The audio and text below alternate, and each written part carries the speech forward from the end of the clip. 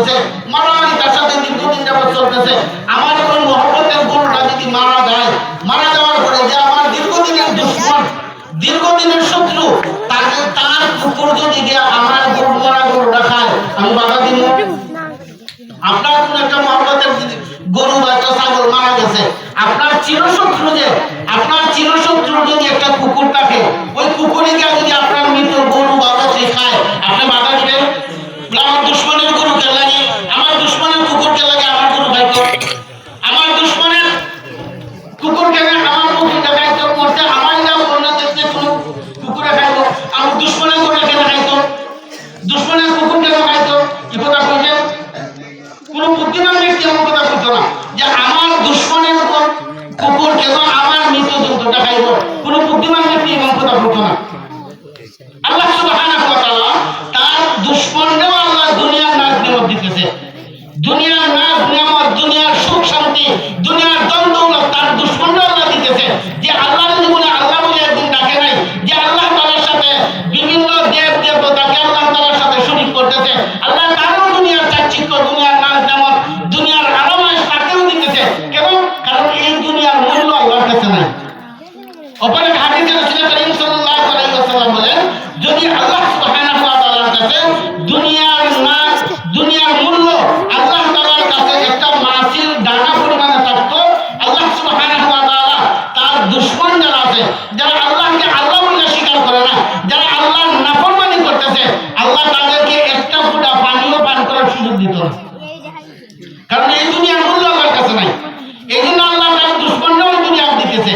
দুনিয়ার মূল্য আল্লাহর কাছে না থাকার কারণে আল্লাহ তার শত্রুরাও দুনিয়া দিতেছে। আর দুনিয়ার চাকচিক্যের মধ্যে পড়ে যদি আপনি আমি আমাদের সময়টাকে বের করি, আল্লাহ তাআলার ইবাদত বন্দেগী থেকে নিজেদেরকে বিরত রাখি, তখন কিন্তু আমাদের জন্য, আমাদের পরকালে আপনি আমার জন্য অশান্তি আর অশান্তি অপেক্ষমান, অশান্তি অপেক্ষা করতেছে। এমন অশান্তি যে অশান্তির বর্ণনা শেষ করার মতো না।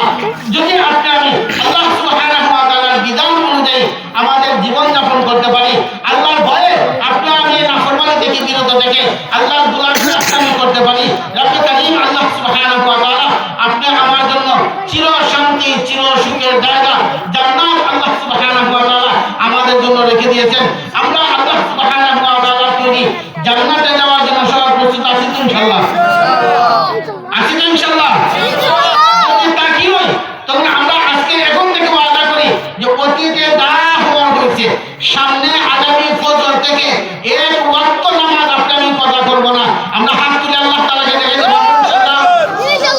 নারে তাকবীর, নারে তাকবীর, দ্বীন ইসলাম, ইসলামী মহাসম্মেলন।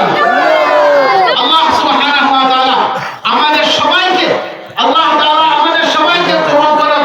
রব্বুল কারীম আল্লাহ সুবহানাহু ওয়া তাআলা যেন আমাদের সবাইকে পাঁচ ওয়াক্ত নামাজ যথাযথভাবে বা জামাত আদায় করতে পারি। আল্লাহ তাআলা যেন আমাদের সবাইকে সেই তৌফিক দান করেন।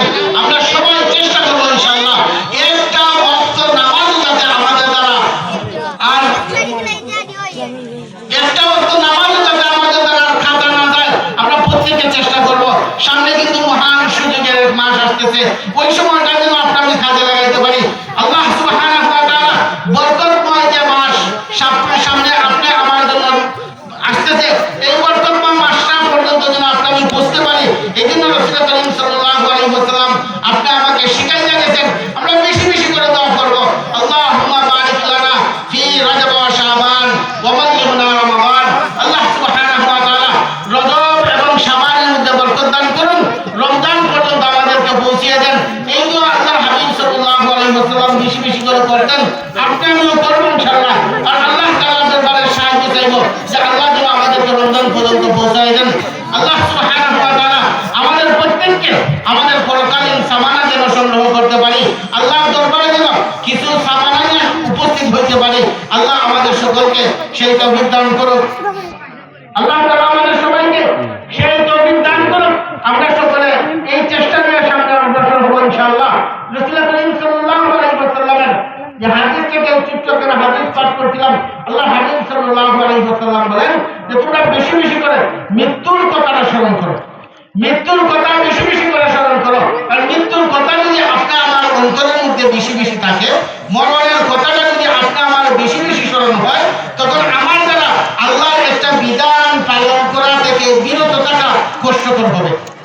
যখন মরার কথা আমার স্মরণ হইব যে আমার স্বামী ভাই, আমার এলাকার বন্ধু, আমার বাবা, আমার মা, আমার ভাই, আমার বন্ধু, আমার বাচ্চা, আমার সন্তান, ওনারা আমাদেরকে জায়গা চলে গেছে, আমাকেও এই দুনিয়া থেকে চলে যেতে হবে, এবং ভয় লাগে এবং ফিকির যদি আমার অন্তরের মধ্যে থাকে, তখন মসজিদে মুয়াজ্জিনে আযান দিলে আপনি আমি আর শোনা হুজুর গান গেয়ে বাজারের দিকে চলে যাইতাম না। আমার চিন্তা থাকবো যে আগে নামাজটা আদায় করি, এরপরে বাজারের দিকে যাই। তখন আমার চিন্তা থাকবে যে আমার প্রতিবেশী, আমার বন্ধু যখন দুনিয়া থেকে চলে গেছে, আমাকেও চলে যেতে হবে। ওই যে বিষয়টা যদি আমার অন্তরের মধ্যে থাকে, আমি যখন ওর এক ভাইয়ের একটা হক নষ্ট করতে যাইব, তার হক যখন মারার জন্য আমি অগ্রসর হইব, তার অন্যায়ভাবে যখন তার একটা ক্ষতি করার চেষ্টা করব, তখন আমার অন্তরের মধ্যে যদি মৃত্যুর ভয়টা থাকে, না আল্লাহ দরবারে আমাকে উপস্থিত হতে হবে, আমারও একদিন মরণ লাগবো, মরণের কথা যদি স্মরণ থাকে, তখন অন্যের হক মারা আপনার দ্বারা সম্ভব না। তখন অন্যের হক মারতে যাই আর আপনার একটু চিন্তা আসবে যে না মরলে পরে কি করবো আল্লাহ দরবারে, মরার পরে আল্লাহ দরবারে কি জবাব দিব, এই চিন্তাটা আপনার অন্তরের মধ্যে তখন সময় আসবে। আর যদি মরণের কথা আমার স্মরণ নাই থাকে, মরণের কথা ভুলে যাই, আমরা গাফেল থাকি এর থেকে, তখন আমাদের দ্বারা মন চাহি জিন্দগি যাপন করা খুব সহজ, মন চাহি জিন্দগি যাপন করতে পারবো। মৃত্যুর কথা যদি স্মরণ না থাকে, তখন ওই মন চাহি জিন্দগি যাপন করতে পারবো। অন্যের হক মাইরা দেওয়া, অন্যকে অন্যায়ভাবে প্রহার করা, অন্যকে অন্যায়ভাবে হ্যারাসমেন্ট করা, অন্যের একটা ক্ষতি করা, এভাবে অন্যের যে কোনো একটা নুকসান করা আপনি আমার দ্বারা সফল হবে। আর এইভাবে যদি আমরা আমাদের জীবনকে পরিচালনা করি, মনে যা চাইছে যেভাবে চাইছে এইভাবে চলতে থাকি, আল্লাহ সুবহানাহু ওয়া তাআলা আপনি আমার জন্য চির অশান্তির জায়গা জাহান্নাম কিন্তু বিদ্যমান রেখে দিয়েছেন। জাহান্নামের মধ্যে আপনি আমাকে দুঃখ কষ্ট সহ্য করতে হবে। দুঃখ কষ্ট সহ্য করার মতো না, জাহান্নামের শাস্তি এমন এক ভয়ঙ্কর শাস্তি যেটা আপনি সহ্য করতে পারবো না। কিন্তু এর থেকে আল্লাহ তাআলার ভয় আমরা আমাদের অন্তর্ভুক্ত রেখে যদি আমরা আমাদের জীবনটাকে পরিচালনা করতে পারি, এর থেকে না পাইব। আল্লাহ সুবহানাহু ওয়া তাআলা বলেন, যারা আল্লাহ তাআলার ভয়ে অন্যায় থেকে নিজেকে বিরত রাখা, আল্লাহ তাআলার বিধানাবলী পালন করে সুন্দরভাবে যারা জীবন যাপন করে গেছে, আল্লাহর ভয়ে অন্যায় থেকে বিরত রাখা, সে আল্লাহ তাআলার ভয়ে নাফরমানি থেকে বিরত রাখা দুনিয়ার জিন্দেগি যাপন করে গেছে, আল্লাহ সুবহানাহু ওয়া তাআলা তার জন্য চির শান্তির জায়গা জান্নাত আল্লাহ তাআলা বিদ্যমান রেখেছেন। আমরা সবাই যেন চির অশান্তির জায়গা জাহান্নাম থেকে মুক্তি লাভ করে চির সুখের জায়গা, চির শান্তির জায়গা, জান্নাতের উপযুক্ত হয়ে দুনিয়া থেকে বিদায় নিতে পারি। রব্বুল আলামিন আমাদের সকলকে সেই তৌফিক দান করুন। আমিন। ওয়া আখিরু দাওয়ানা আলহামদুলিল্লাহি রাব্বিল আলামিন।